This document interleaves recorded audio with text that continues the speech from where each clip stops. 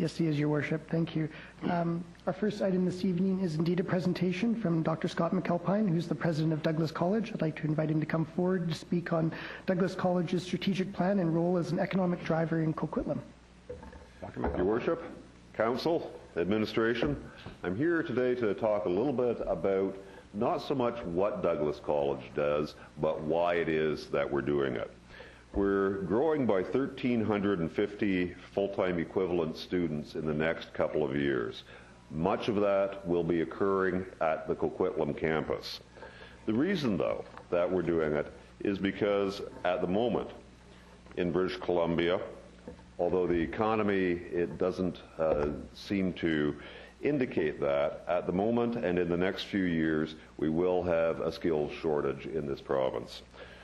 The BC government Skills for Growth strategy indicates that in the next 10 years, approximately 78% of our population will require some form of post-secondary education. At the moment, we are currently way underproducing individuals with post-secondary education. On the graph, you can see basically supply and demand as articulated by the government of BC, where the red is the demand and the blue is the supply of individuals with the particular skill sets that are necessary. This is an unfortunate situation, a very unfortunate situation. And the former president of an Ontario college, Rick Minor, put it this way: we will have, unless we do something quite urgent, we will have people without jobs and jobs without people. We will simultaneously have a labor shortage and high unemployment. This does not bode particularly well for any societal stability. In short, without significant action from the post-secondary sector in Canada and in British Columbia in particular, we will face an increasingly severe labor crisis characterized by simultaneous high unemployment, labor shortages, increasingly higher taxes, and low international competitiveness. Douglas College and our sister colleges and universities in the sector are trying to assist in many, many different ways. But by and large, the post-secondary sector must address learner pathways, which is entrance into post-secondary education. Currently, we have approximately 70% of our youth that are going into post-secondary education. We need, in order to solve the skills shortage, we need 80 to 85%. We need to also address the exit from post-secondary education. We need to address the jobs that they're going to find. We need to address also the transfer between institutions. And we have to start thinking as a post-secondary educational system as if there is, frankly, a system. Douglas College has announced a very ambitious internationalization plan as well, because we need to prepare our citizens in this area for the global village. It's an overused term, but we need to prepare them for global citizenship. And part of doing that is welcoming international students into our communities. And in fact, we ran some numbers a couple of days ago. Because of our international education efforts at Douglas College, we are in fact creating domestic opportunities. And it works like this.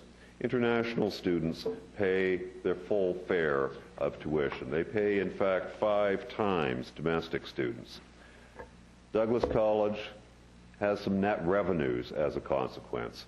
Because of our 860 international FTE, or full-time equivalent students, we have, in fact, created 375 domestic student spaces, full-time student spaces, that otherwise wouldn't exist.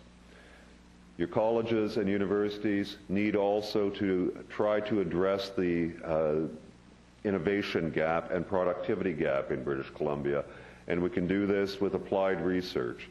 And Douglas very shortly will be announcing some efforts on applied research as well. The colleges and the universities, and Douglas College in particular, are here to help be economic drivers of your community, not only now, but clearly into the future. I thank you so much for your continued and ongoing support, and we'll talk more about the expansion of Douglas College in Coquitlam a little bit later. Thank you. Well, thank you. Thank you very much, Dr. McAlpine. I had the opportunity of assisting on a panel several days ago with the Minister of Advanced Education and the Minister of Jobs, Tourism and Education as well. And we actually had a good discussion about the expanding role of Douglas College in this region, both the New Westminster campus and the more important campus here in Coquitlam. And so I thank you. Your comments are very timely, and we have 3 council members that have some questions or comments for you. Councillor Asmussen.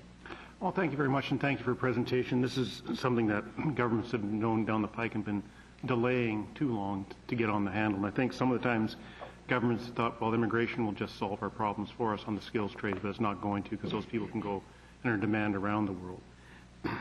In other countries, I guess the one issue is taxpayer funding, and a lot of countries, Europe and different areas, have direct corporate funding because it's a direct benefit back to the corporations. Has Douglas College been able to make any inroads into getting direct corporate funding for funding of courses and trainings like they do in a lot of places in the world? Not yet, but the emphasis is on yet. Clearly, we're starting to look at that. The Douglas College budget is operational. It's $100 million. At the moment, government funds approximately $60 million of that, and the proportion is going down as we find alternative sources of revenue. And very clearly, the alternative one source of revenue would be corporate funding for endowed chairs, for example, for endowed programs, as the case may be. We are beginning that discussion. Thank you. I'm glad you talked about the international students and the image, because most of the time you'll find the image is that international students are squeezing out local students. And the other issue is raising the bar, the entrance ability for students getting into post-secondary institutions. And are you looking also, because I know at SFU and different universities, they've been looking at trying to, rather than strictly a grade point average, look at different parameters on accepting students. Is Douglas College looking into some of those issues? Yes, we are. And in fact, Douglas College is an access-based learner pathway institution. And by access-based, what we mean is that we will offer individuals who do not have the prerequisites from high school, for example, math, for example, English. We will offer academic upgrading for those individuals so that they can access post-secondary education. And that's a unique component of what your colleges are able to do, is offer that access. Well, thank you, and I hope you are successful in the expansion of that, because we do know that there's a lot of students trying to get into post-secondary institutions, and there's no space for them to get in and get their training also. Absolutely, and international education does create domestic opportunities for our students. It does not take away, at Douglas College at least, any spaces for domestic students. Thank you very much. Thank you. Councillor Lynch. Thank you. I was interested in your final comment there about expansion in Coquitlam. I assume that you meant at the campus, you want that to be bigger, but have you thought of having other satellite campuses? And specifically what I'm thinking of is when the Fraser Mills came forward with a proposal, they wanted to have some type of an educational component down there.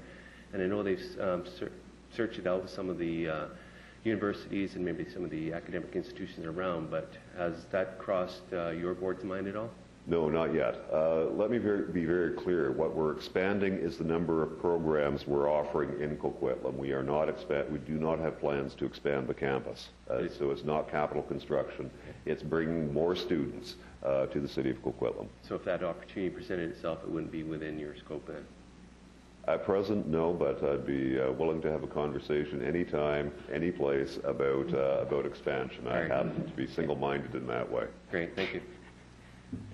That comes as a complete shock. Councillor Nicholson. Thank you, Your Worship. Scott, you know I've been associated one way or another with Douglas for, I think, a little over 18 years. And the beginning of your presentation had a little bit of deja vu.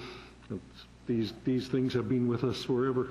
I'm really pleased to see that there are concrete solutions, concrete routes that you're providing to students and that you're taking the college on to begin to resolve these problems through the work that Douglas does for the province and for our community. I want to go back, though, to where Barry was with the expansion. I understood when you said expansion was about programs and that kind of thing, and you said, I think you indicated you might talk about that sometime in the future. It's really difficult for all of us to keep up with what's happening at Douglas and at David Lamb. So I'd love it if you'd talk a little bit about what we might see in the future at David Lamb. But if you're uncomfortable doing that, it would be helpful to all of us if you could tell us a little bit about what's happened recently, over the last year, year and a half, 2 years in terms of change at David Lamb.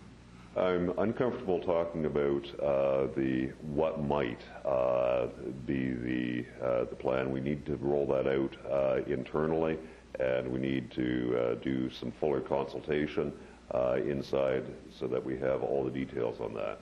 In terms of what has happened at David Lamb in the last few years, clearly the open enrollment courses, i.e. university transfer area, has expanded rapidly. We now have most of our programs that have some action occurring in New Westminster as well as at David Lamb. David Lamb is not only all about nursing and animal health technology, but it is about open enrollment programs as well. We have a number of other smaller things that are going on there, but for me, at the end of the day, it's always about the student. And so if we could talk about some renovations that we've done to a classroom here or there, but so what? If the students aren't there, we're not doing our job. And let me talk about the expansion of Douglas for a second, the 1,350 FTE. This 1,350 FTE expansion is occurring without new government money. And how are we doing that? I'll tell you, we're doing it on the basis of net proceeds from such things as contract training and international education. And so we are expanding by approximately 15 to 20% in our student body without new money from the government, without new taxpayer money. And so this is what international education can do, in part, for any community. Does much more. Thank you. Thank you, Councillor Nicholson. Councillor Robinson. Thank you, Your Worship. I appreciate and I congratulate you on your expansion without government funds. That's always quite the challenge, but it's also perhaps more sustainable because you're in complete charge and you know exactly where the money's coming from. So my hat's off to you. Looking at the slide, I'm quite interested in the applied research piece that you're looking at. And I've sat on the homelessness task group for the last few years and have found when Douglas College was at that table, it was absolutely invaluable in terms of hands-on learning for students and also contributing to an overall community strategy. And I'm hoping that Douglas College will continue to do those kinds of community-based problem solving as a member of the community, but also the resources that the college brings in terms of students and their energy and their questions, as well as the opportunity for them to learn about what I'll call real life instead of classroom or textbook learning. Real life learning, like how do you talk to people about homelessness and how do you engage a community to address it. So I just want to say that I've had wonderful experience with those kinds of opportunities with Douglas College, and I hope we'll see more of that in the future. You absolutely will.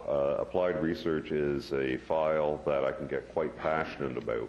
And the reason I get passionate about it is two things. First of all, we are at the core a community college. That means we should be in the community and engaged in the community to the extent that the community wants us. Secondly, it's about the student. The students at a college learn by doing. If they have real-world practical experience with an NGO, with an SME, with whomever, if they have real-world practical experience, they are learning much more, much different than they are in the classroom. And that goes to student engagement. It also goes to citizenship piece, from my perspective. Now, I'm a political scientist, so citizenship and social cohesion are areas that I'm very, very concerned about right now. I see the riots going on in in Europe. I see some of the occupations that are going on in the United States, and I see downtown Vancouver riot over the Stanley Cup, and I get worried about social cohesion or the degree to which society sticks together. What worries me absolutely the most right now is the jobs without people and people without jobs. We are going to have a significantly high proportion of youth unemployed who have not taken post-secondary education. We are also going to have a skills shortage. There's going to be an increasing gap between the haves and the have-not. That's what this data is showing. That is a huge problem. That's Manchester. That's their problem. We don't want that problem here. Thank you. Thank you. Councillor Sikora. Yeah, thank you very much. Great presentation. What kind of qualification ages of students that you'd accept? We will accept from 17 onward, to the extent that they have some high school graduation, and whether that high school graduation has the absolute completion of what you and I might call matriculation, math, science, English. If they do not have that, we offer them adult upgrading courses in what we call developmental studies at the moment. So if somebody came to you and said, I can provide 300 students a year for you, would you accept? Or is that too many? We would have to get my finance person on that and take a look and see whether or not we can accept. So by and large, students pay about 15 to 18% of the cost of post-secondary education at Douglas. And so 300 students means a fairly sizable subsidy for Douglas College. So you probably, an entrance fee to Douglas College would be about $28,500 a year. Beg pardon? Entrance fee to Douglas College for a student from overseas would be about $28,500 a year. 11,000. 11,000. Yes. Okay, thanks. Thank you. Councillor Reid. I think I know where you're going. Go ahead. I'll bet you don't. Surprise us. I'll bet you don't. It has nothing to do with four-legged furry creatures. Is that where you think I was going? I thought that was where you were going. There you go. I was going to thank you. Councillor Asmundson asked the question that I wanted to ask about what the perception is out there about international students. And I, too, was under that impression, and I hear it a lot from people. So thank you for your clarification. But I'm now looking towards your passion towards education. And the question I have for you is, there are many people in our city driving cabs and washing dishes, and they're actually trained scientists, engineers, research people, nurses, doctors. How can the colleges play a place in actually getting them trained or up to what the different groups like the Medical Association for doctors, etc. Does the college or can the college play a role in helping these new immigrants come in and work so that they can go right into their professions? Yes, absolutely. We do have a couple of programs that are not well known that do exactly that. Our rate of success, if we can call it that, is that people who have gone through those programs with our training group, 85% of them do find careers, jobs related to their post-secondary education from overseas. Now, one of my clients is a nurse, and she came from Eastern Europe, and I know she was taking an updated nursing course so that she could go in and work in her profession.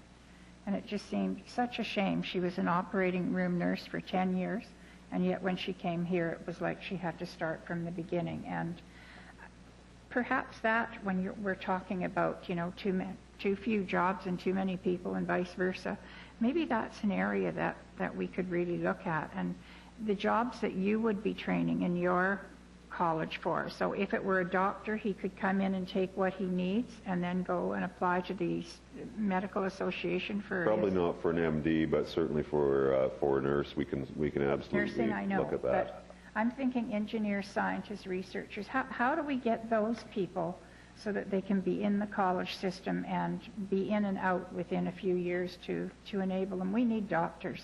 Absolutely. We need nurses. We need it all. So I don't know why all the red tape.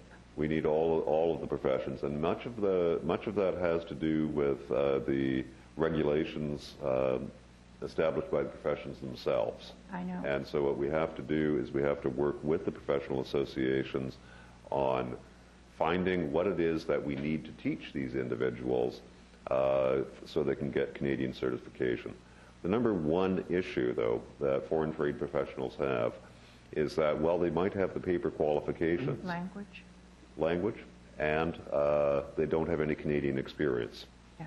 And so any Canadian experience will help. But if they've been driving a taxi, washing dishes, whatever, for a long period of time, that starts to hurt them. Rather than a survival job, which they need in order to make ends meet, it starts to hurt them on their resume. And I would love the colleges to get together and try and have some kind of a proposal to the provincial government that would try and speed up some of these new immigrants into their chosen professions. I think that would be an admirable thing to do, but I think it would also help us a great deal. I think so so too. You're the one with all the passion for education, so it's your job. Yeah. Thank you. You're absolutely right. And we can use some help, by the way, advocating Anytime. for that. Yeah, great. Because I think that's very important. Foreign trained professionals coming to Canada because of a so-called skill shortage here, and they can't find a position, Yeah. and they have to take survival jobs. Nobody wins. Well, tell me what to do, and I'll be your biggest champion. Thank you. Thank you so much. Well, and on that subject, you and I have had the same chat before. Yes. With some examples of, for example, the nanny that I knew of that was a registered nurse from the Philippines and ended up getting a nurse job in the United States. When we are we're paying an awful lot of money to train nurses here with the kind of skills that she had. So I realize there's some of those things that are way outside of the authority of a local college to do, but nonetheless, I echo Councillor Reid's comments about we must find a better way to accept foreign credentials when they are valid and when they ought to be able to save us money as well as a society. Absolutely. When we get to the jobs with no people and people with no jobs, if we have some people here that could take the job but for the paper, I think there's a big challenge that we can overcome. I see Councillor Reamer as well. Councillor Reamer. Thank you very much. And thank you very much for your presentation. Those numbers were very interesting. The jobs without people and people without jobs, I found that very interesting. So when we're talking about kids coming out of the school system, what advice would you have for parents of kids that are in the school system with respect to getting into college and the importance of that? I would frankly show them the first graph in my PowerPoint. That's right from the Skills for Growth strategy of the government of BC. 78% of the jobs are going to require post-secondary education. Right. And so what sort of, you're obviously working with the school districts on this as well, and so how as a city council can we help you put this word out? Well, what everybody in this room can help to do is to convey the message that we are collectively going to be facing a crisis. It gets worse than this because of the dependency ratio of the population, i.e. the people in the workforce supporting those outside of the workforce. As you and I, well, at least me, as we get older, chances are we're going to withdraw from the workforce, and I'm looking to my sons to support me. Right. Well, that's not a very good retirement plan. But what's even worse is that the dependency ratio means that tax revenues are going to go down. Right. And the needs, particularly in healthcare, are going to go up. But to prevent this problem from getting even worse, we need a significant investment in post-secondary education. Now, in the Douglas College case, for the next couple of years, we don't need new money. We really don't. What we need is the population, the people, to understand that international education is good for society. Internationalization is good for us, and it also creates domestic opportunities. We need people to also understand that their sons and daughters in high school need to complete high school. They need to complete math and English at the grade 12 level. You can graduate with a high school diploma without math and English. You shouldn't. That's called university or college entrance. And again, thinking as a system, Douglas wants to be able to transfer students to Langara from Douglas, take students from Langara to Douglas, preferably, transfer students to SFU and from SFU. Approximately 2/3 as many students come back from SFU to Douglas as we transfer to SFU. We need to really think through this as a system, not as an individual college. We each have our own roles to play, but the whole system needs to redouble its efforts and focus, at the end of the day, on the student and on what's good for society, not what's good for Douglas College exclusively. If we do that, we're doing our job. If we don't do that, we're not doing our job. Thank you very much. Thank you, and I'm going to have to tell you your 5 minutes is up. Oh. But Your Worship. Obviously, it was enrapturing enough that we had lots and lots of questions and lots of comments. So I thank you very much again, Dr. McAlpine, for coming out. And Your Worship, Council, thank you so much. You play a key role in your institution, plays a key role in our city's future. So thank you. Mr. Clerk. Thank you, Your Worship. Item 2 is the minutes of the regular council meeting held Monday, September 19th. Recommendations to approve those minutes. Moved by Councillor Lynch, second by Councillor Nicholson. All in favor, opposed, carried. Item 3 is Animal Care and Control Bylaw number 4240 and Bylaw Enforcement Amendment Bylaw Animal Control number 4258. The recommendation is that Council give first, second, and third readings to Animal Care and Control Bylaw number 4240, give first, second, and third readings to Bylaw Notice Enforcement Amending Bylaw 4258. Moved by Councillor Asmundson, second by Councillor Reamer. Councillor Reid. Thank you. This has been a while coming, and I'm delighted that we've sort of updated the animal control bylaw. The one thing that isn't here is the piece that's into the regulation of business when we're talking about pet stores, and people have been asking me about it, so that's why I'm saying it. And also the animal care that they would get in pet stores or other places of animals for sale. So that comes up under the regulation of business bylaws and is not included in here. Just wanted everybody to know. Thank you. I'm very pleased with what we've done here. Thank you. The bylaws before us. No other speakers. All in favor? Opposed? Carried unanimously. Well done. Item 4 is the 2012 Annual Permissive Taxation Exemption Bylaw. The recommendations that Council give first 3 readings to Annual Permissive Taxation Exemption Bylaw 4226/2011, and that staff publish the public notice of intention for the 2012 Permissive Property Taxation Exemptions. Moved by Councillor Reamer, second by Councillor Robinson. All in favor? Opposed? Carried unanimously. Item 5 is an application for a permanent change to a liquor license for a food primary establishment. This is the Russian House Restaurant located at 1147 Austin Avenue. Council is given the choice of either approving a public consultation process to be directed by the city or to opt out of commenting and allow the province to provide direction on that regard. Moved by Councillor Asmundson, second by Councillor Nicholson. Option A. Councillor Sikora. Yeah, thank you very much. You know, here comes another one that wants an extension, and we'll be getting a lot more of those. And I myself personally see no reason why we cannot extend it ourselves without having to go to public consultation.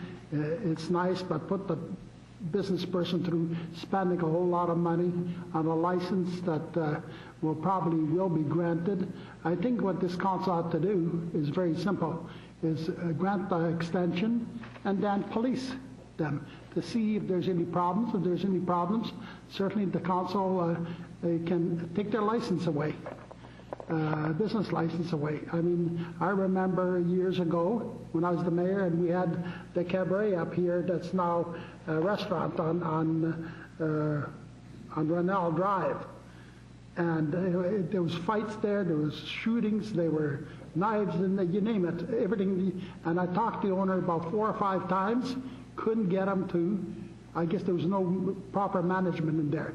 So we brought it in, we're going to take his license away if he didn't clean up the act. And that's exactly what we should be doing, is, you know, instead of getting them to go through a whole lot of work, getting a license to see whether the neighborhood would like a license extend or not. In there, close to this restaurant, there's only businesses there. Very, very few residents there. So, you know, I think that's something that this council has a power to do, is grant the extension and give them, say, try on a trial basis for a year or 2 years or 6 months or whatever it is. And if there's problems, don't get them an extension. And if there's problems, you know, and also at the same time, we have a right to remove the licenses if we need business license. So I'd hate to be, you know, this is the third one that we're now putting to this expansion of money that, you know, times are tough now. Our taxes for businesses are so high. It's the highest in British Columbia. The highest in British Columbia. They're struggling, laying off people, you name it. And here we are going to have them spend another $2,000 or $3,000 or $4,000 or $5,000 to do some kind of study. I think it's silly. So, thank you. Thank you. Councillor Robinson. Thank you. I want to be clear I understand the difference between A and B. So if we were to support A, then we're asking them that they do a public consultation. We direct that one be initiated by the restaurant, and they pay for it. For option A, the restaurant provides the city with about $1,100, I believe it might be $1,200, I don't have the exact number. For that fee, we take out the appropriate newspaper ads, we send out the appropriate letters to whoever is within that consultation distance around, and we bring a report back to council, and it allows council to provide a recommendation to the province. For option B, what the province has indicated to us is if council opts out of commenting, it goes back to the province. The province generally requires the applicant to both take out newspaper advertisements, which is generally more expensive than what the city has a preferred rate. We negotiate a preferred rate. And they also are required to put up signage around their place, which is also done at their own cost. Their cost. So this way, actually, with option A, we actually save the business money, really, in some ways. Perhaps just a few dollars, but... yeah, generally, depending on the size of the notification area, we generally can provide it much cheaper. The advertising cost for them is much greater to produce a sign as a one-off. And it's their more time expensive. and all that kind of stuff. So in some ways, with option A, they're getting a bit of a deal. A deal both, we believe, on the price side and also on the time and effort side. So that's great. And I'm thinking in the 3 years that I've been on council, I think we've always gone with option A, just in terms of from a consistency point of view, that anybody who wants this, that this is what traditionally I think this council has done, which... It is in my 3.5 years here, it's traditionally been that way, and I think what it does is it provides council the opportunity to see the comments from the community around and the impacts that they may have on that community, and you'll see the reports coming back soon for the other 2 ones that have come through, and the community has commented on that ability. So we're being consistent as well. Thank you very much. Councillor Lynch. Well, thank you. Well, perhaps I read this a little differently. On page 2, if I'm reading the right one, it says they're not requesting a change to the hours of liquor service. Is that correct? So it's just they want to have entertainment, they want to have dancing. So I have no objection to that at all, and I, quite frankly, think we should opt out completely and let them dance. I like to dance. Councillor Lynch is correct. This is not a request for an extension of hours, but according to the province, dancing is considered to be public participation, and they have requested that that municipalities be given the right to comment for public participation in the same way as karaoke. So it falls into the same class. And I guess I don't really need to clarify, but it's not exotic dancing, right? My understanding is that it's cultural music appropriate to the establishment and people wanting to have a good time after a meal. All right, thank you. So it's Russian dancing, probably. Chances are. Chances are. Russian house might have Russian dancing. Councillor Reid. Thank you. And the main reason that I always follow option A is because in the last 10 years or so, there used to be the pubs where people could go, and the rules were much more stringent for them to have the liquor licenses and do all that stuff. And hopefully all the pub owners are looking to the province to say, you know, now the restaurants are becoming, well, this is what they have been saying, now the restaurants are becoming quasi-pubs because they're all open till 1:30 or 2 in the morning. But this does change the face of our community, sometimes for the better, and I think this is going to be a fun place to go. But sometimes for the better, but then sometimes not so much. So I really think it's really good and a diligent thing to do in going out and having public consultation with the neighbors around so that they know what they're getting into. The dancing, I mean, that's going to be kind of fun because there isn't a place that we go dancing except under the cabaret, and I see our city solicitors here, but it's a cabaret that allows dancing because it would be liquor primary, correct? And this is food primary, so it falls under a different bylaw, zoning, or whoever. Maybe Jay, you need to answer this. Ms. Bradfield? I think the clerk will answer. The previous distinction used to be 7 different levels of licensing. The province has reduced that to 2, which is liquor primary or food primary. So I believe you're correct that cabaret would be a liquor primary asking for dancing. That's right. Okay. There's dancing allowed in liquor primary, isn't there? Or participation. Gosh, they all sing a lot, so they must be able to dance. Yeah. I don't recall one having come forward in my time here. You tend to see the licenses change with the establishment. That's why I was asking. Yeah, they tend, if a place has an existing license, it changes with the transfer of ownership, and so generally you'd see those uses repeat, even though the establishment may have changed its name, and we've seen some of that happen. Right. Well, I met one of the ladies that was giving out food at Daisy Days up on Austin, and I think it's wonderful because this is a great ethnic restaurant to have up there, and it's been a real bonus to the Austin Heights neighborhood, so I'm kind of excited about this one. But I really am glad that we're going out to the neighborhood, and the neighborhood will also see how their neighborhood is changing. It's also good advertising, too. So I'll be supporting it. Thank you. I would tend to say that by choosing option A, it does allow council the opportunity to be supportive of applications if they feel that way, and it does allow them to gauge the community input and respond accordingly. Thank you.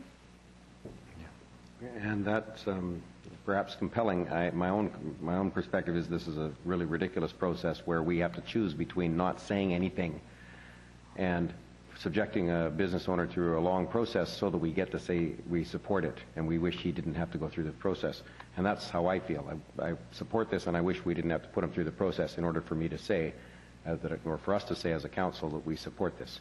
And I'm really torn between these two options. I suspect that if we opted for B, liquor licensing would probably grant the participation, the right to dance to Russian music in this restaurant, but I'm not sure of that because they wouldn't know how we feel because we're not allowed to tell them how we feel unless we've charged $1,400.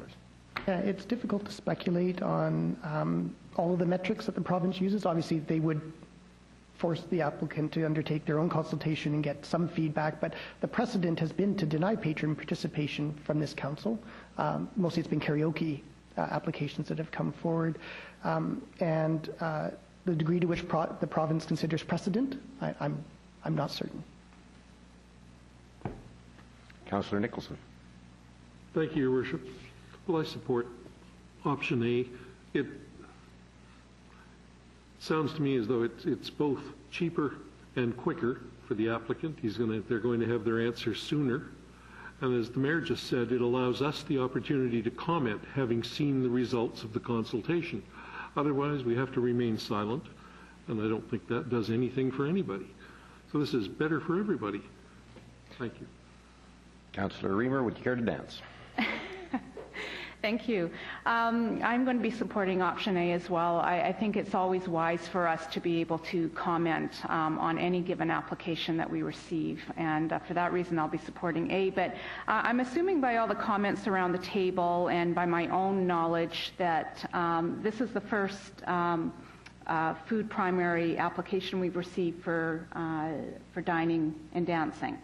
And is it then the only establishment that does this? I know that those are hard to find because I was speaking to another couple that dances a fair bit, and I believe that is somewhat difficult to find in the Lower Mainland. So is this, do we happen to know? It's the first one that I've seen in my time here. Right. Whether there were any that were grandfathered prior to the change, when the liquor laws changed in 2002, I believe, I'm not certain. Right. But most of the ones that you see in terms of weddings and other events would tend to be sort of one-off specialty licenses and single event licenses and stuff like that. So that's the only one I am aware of. Right. Thank you. It is. There we go. Councillor McDonnell, your Thank thoughts. you. I'm supportive of this application. I'm disappointed, though, that they have to go through all these hoops and barrels just to allow dancing there.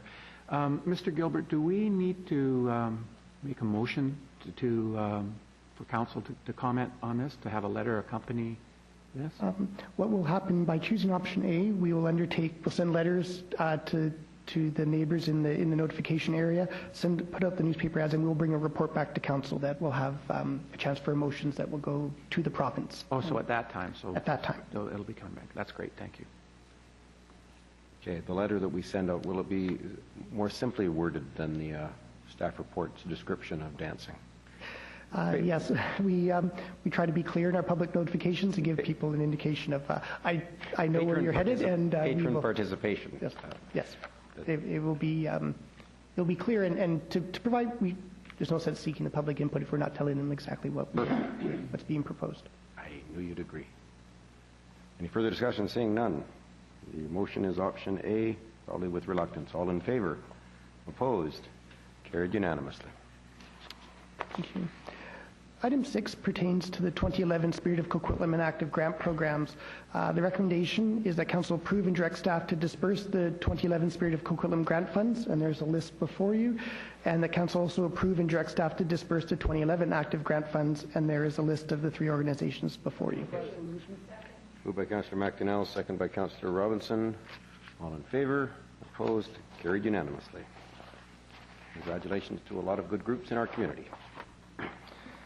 Item 7 is a notice of motion which was introduced at the prior council meeting. This concerns a prohibition of bow hunting. Following a series of whereas clauses, the therefore be resolved clauses that council resolve that the City of Coquitlam develops an appropriate prohibition of bow hunting.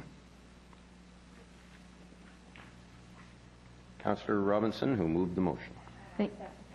It's been moved and seconded already. And Councillor. Thank you. This whole issue came to my attention quite recently, that there were 2 incidents over the summer where bear was hunted by bow and arrow on private property, Blueberry Farms to be specific.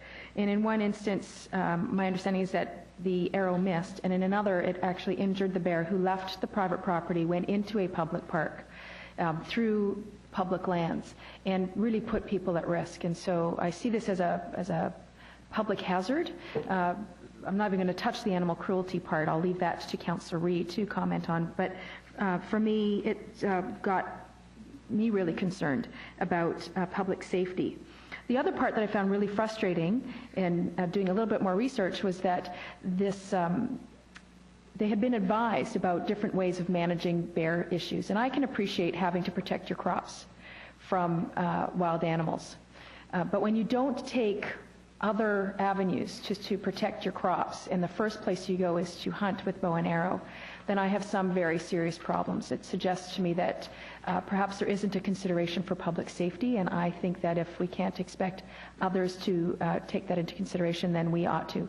So I hope there's some support, enough support around the table to ask our staff to develop a bylaw that would prohibit these kinds of actions from our local farmers, or anybody else for that matter. Thank you. Thank you, Councillor Robinson, for this motion. Councillor Lynch. Thank you. Well, Councillor Robinson covered most of the points. The only thing that I read through here that maybe gave me cause to pause would be the idea that perhaps there would be a challenge to any legislation bring forward, but quite frankly, I think this is important enough that we should step forward with it anyway, and it comes forward. Chances are they won't succeed, and it's in our best interest to have this bylaw, so I'll be supportive of it.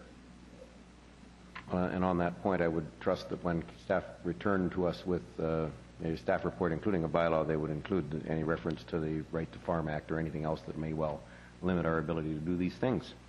Councillor Reid. Thank you. Well, there's gentlemen present, so I won't be able to say what I think of a person who would be out there in this day and age trying to shoot wildlife with a crossbow and arrow. I mean, that's just sick. Blueberries are fine. Guns are probably better in this century. I think the bow and arrow went out with Robin Hood. I think it's incredibly cruel, and I think it's incredibly dangerous. So I was looking at all the other bylaws, and the last one that the clerk gave us from the Resort Municipality of Whistler seems to be the one that I feel is sort of closest to where I would like to go with it. What infuriated me when I read this was that I understood that the owner of the farm actually got people to come in. Maybe he charged them a fee to come in and be able to shoot wildlife with a bow and arrow, and that's even sicker. So I just find this so distasteful. It just upsets me incredibly. The penalties on the one in Whistler go from $250 to $500 per offense. And I would like to go to much higher than that, but if I can't, I would like to start with the maximum fine that I can. And bow and arrows just shouldn't be allowed to be used for hunting or protection of anything in this day and age. It's just too darn dangerous. So I'm very happy to have seconded this. Thank you. Councillor Reamer. Thank you. I too will be supporting this. I wasn't aware, I knew that there had been one incident. I wasn't aware that there was a second. And so I do think that this is very important to protect the public. I just have a quick question regarding the staff memo that was written. It indicates that there's certain areas within the city where we do allow the discharge of firearms, and it says in particular the farmland located just north of the Dubouville Slough. So my question is, I'm not sure on my directions. I just wanted to double check that that's not the same area that we're talking about. My understanding, Your Worship, is that is actually a very similar area, if not the exact area. It's the farmland area north of Dubouville Slough. Right. So we will be passing this bylaw against the use of the bow and the arrow, and but firearms are permitted, correct?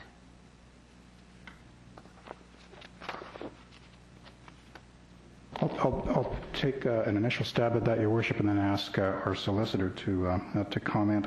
The firearms bylaw is over 20 years old and likely needs to be looked at anyway, and I think that at the staff level we would do that. In conjunction with this interest to prohibit or ban or regulate bow and arrow. But if the solicitor has any further comment, please. I think there's a general interest in having a broad overview and revisiting of the firearms bylaw in conjunction with this particular notice of motion, and the staff report coming back would cover all of those aspects. Thanks very much. Thank you. Councillor Sefor. Yeah, thank you very much. I'm going to be supporting it, but however, firing a gun, neighbors can hear it, other people can hear it. A bow and arrow, we changed this to a bylaw. How is it going to change what's happening? Really, it's not a bylaw to enforce. You wouldn't know who used the bow and arrow, who shot it, or whatever it is, I mean, there's many things in here that, I hate to see an animal suffer with being shot by a bow and arrow and not being killed, so I think there's a problem. But, Councillor Raymer talks about cutting the red tape. Well, we're building red tape in here like you never seen before. We're building more red tape because how are you going to enforce it? And how, by putting this bylaw forward, how can I see there's a great change? Not going to change. Just give me a badge and a gun. So you know, it's one of those things that, again, we're putting red tape in here, and I'll tell you, we just seem to be going from one place to the other with the different bylaws that are not enforceable. And is it a good thing to see bow and arrows being used? No, I don't think it is. And I'll be supporting it. But I think we're just wasting time to put a bylaw forward for a bow and arrow. Okay, thank you. Well, I disagree on that point. I think that this is enforceable. I think we've all walked the dikes of de Beauville Slough. We've had all kinds of opportunities to see the bears in the fields, and therefore we would have undoubtedly had public seeing someone carrying a large bow, and for that matter, seeing anybody in the vicinity of the bears would be something we'd notice. So I think it would be a simple call to allow the city to enforce something like this. But in the end, I don't think those farmers would use this method if they knew that there was a sufficient fine, applicable perhaps to the property owner as well. And for that matter, you know, I can't imagine that they would continue to use it. The prohibition on firearms is another question entirely, because I noticed, for example, we've been presented with 4 bylaws, a bylaw from Saanich, Chilliwack, Langford, and Whistler, and 2 of them, Whistler simply bans bows from the city of Whistler, the township of Whistler, whereas Saanich and Langford both exempt people who are hunting wildlife to protect their crops, under 2E for Saanich and 2D for Langford. So agricultural purposes is exempted from their bylaws, and I'm just wondering whether that, in fact, we may well come back and discover that we don't have the power to do this, and I worry that that might be the case, because I think this is a reprehensible practice, and particularly since, as Councillor Reid said, they hadn't, I think it was Councillor Reid, there are other methods of protecting their crops that they hadn't used yet, and maybe the bow and arrow was just the cheapest. So. They were selling the right to come in and yeah. Oh yeah, they were.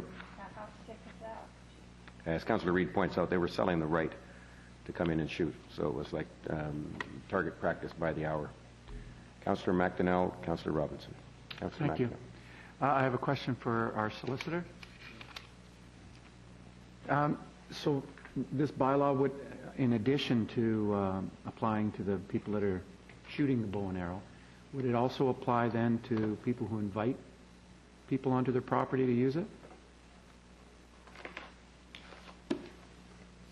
It would depend on how the actual wording of the bylaw is phrased as to who it would apply to in terms of enforcement. Well, I would be interested in making sure that our bylaw stipulates that that no one is allowed to invite people onto their property to use a bow and arrow against animals. Or permit a person to, yeah. Good point. Any further discussion? The motion on the floor is to have a bylaw drafted, presumably for council's consideration. All in favor? Opposed? Carried unanimously. Item 8 is our second notice of motion, which was introduced at the previous council meeting. This pertains to the installation of telecommunication facilities on BC Hydro towers.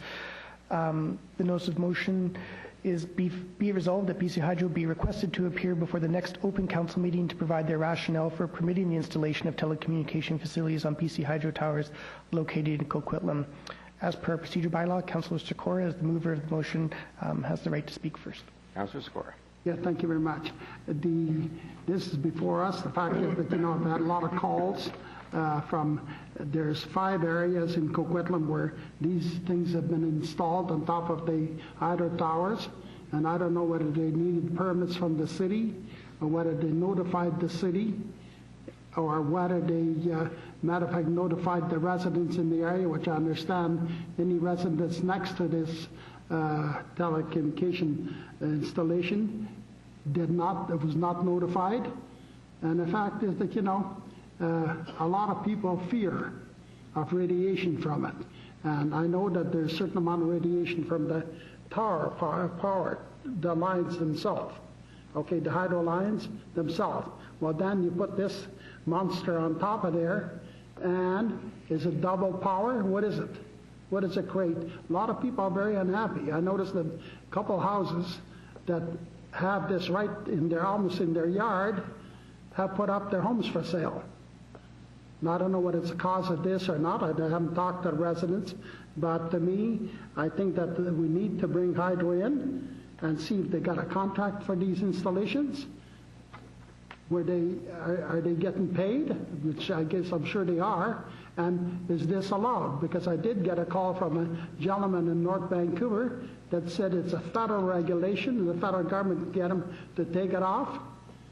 And the fact is that it's illegal, that they cannot put it on like they did. Apparently, they didn't notify anybody. Just went and put it on the hydro tower lines. And I think that I know that the hydro tower lines are on private property, but are we going to allow on all private properties just to go wherever they want with anything that they want? You know, I don't think so. So it's before us, and I will hope that the council members would support it to bring it forward, because a lot of questions I like to ask them when they come before us, because there's certainly people that don't fear off it. They don't think it's any problem, but there's a lot of people that fear that there's a lot of radiation from those items. And I know that a lot of people are saying, well, I'm using my cell phone. I need to use my cell phone. Well, you know, I have a cell phone too. And if it's a dead area, you can't use it when you're driving anyway. So you got to pull to the side of the road where you can use the cell phone, unless you have a hands-free. And the fact is that you know what?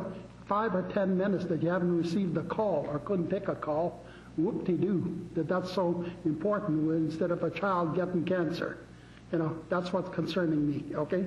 So the notice of motion is on the floor. Thank you. And just for council's information, following the introduction of this notice of motion, we were able to add to an agenda for meetings with BC Hydro at UBCM this item, and we did. And the meeting was with Mr. Gilbert and Councillor Reamer and Councillor Lynch and myself. I'm sorry, Councillor Lynch didn't make it, but we met with BC Hydro, and we met with Julius Pataki, who's the Vice President of Asset Management. That's on the power line side of things. Darren Sherbet, Donna McKeechee, and Steve Higginbotham, and raised this question.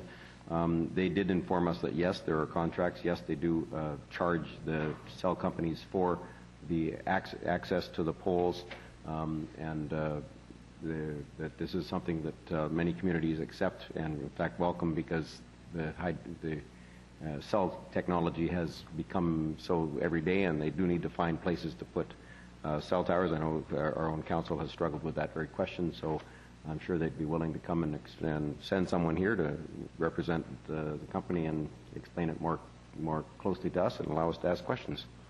Councillor Reid. Thank you. Well, there's cell towers on all kinds of apartment blocks around this city and other cities, so they're all over the place. And BC Hydro obviously has many more opportunities for people to put cell towers on them. I think this is probably a really good opportunity for BC Hydro to bring us some good information and use this opportunity in front of this council to educate the public a bit more on what it does, what it doesn't do. Of course, once you have the science that they'll present, then there'll be somebody who wants to present something entirely different. But at some point in time, we just have to make a decision, because if we don't make a decision, then even doing that is making a decision not to deal with it.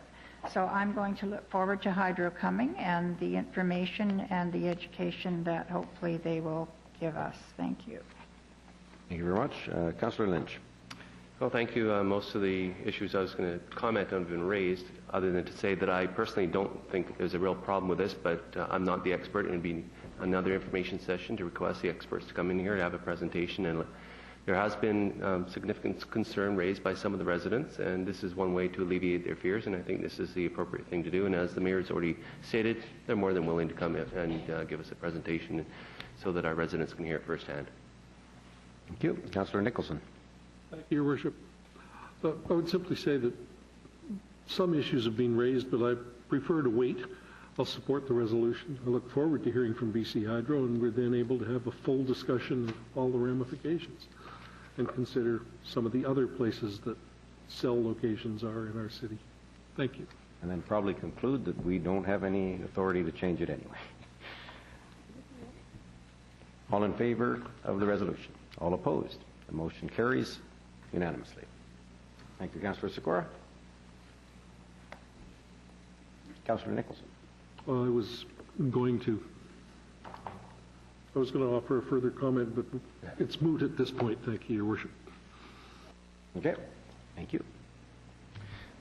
Mr. Clerk. Thank you. That is the last formal item on the agenda.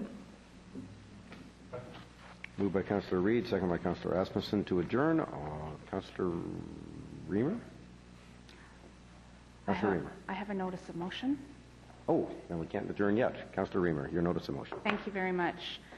I have a notice of motion, and it says, be it resolved that staff look into the possibility of creating a seniors advisory committee or a seniors planning committee or a seniors council and report back to council with a recommendation. This comes as a result of my attendance at a workshop at the UBCM, creating age-friendly communities. And I will be doing the whereases when we vote on this motion in a few weeks' time. Thank you. Thank you. That's been moved and seconded, I trust. It has. I moved it, and Councillor Asmussen has seconded. Very well. We'll consider that at the next normal meeting of council. The motion then was to adjourn. Councillor Reid and Councillor Asmussen. All in favor of adjournment? Opposed? Carried unanimously. And now, as is our custom, right up until 30 days before the election, that's when we stopped that because of our procedure bylaw. But so this is the second last opportunity for questions following the council meeting on tonight's agenda. Are there any questions on tonight's agenda? Any questions from the audience? Seeing none, thank you very much for coming. Oops, Frida. I'm going to take back the thank you very much for coming, and I will repeat. If it's short, I'll repeat it. Go ahead. I can bring it, Mike. Yes? Will that be all of Coquitlam or just the blueberry farms? Okay, the question was related to...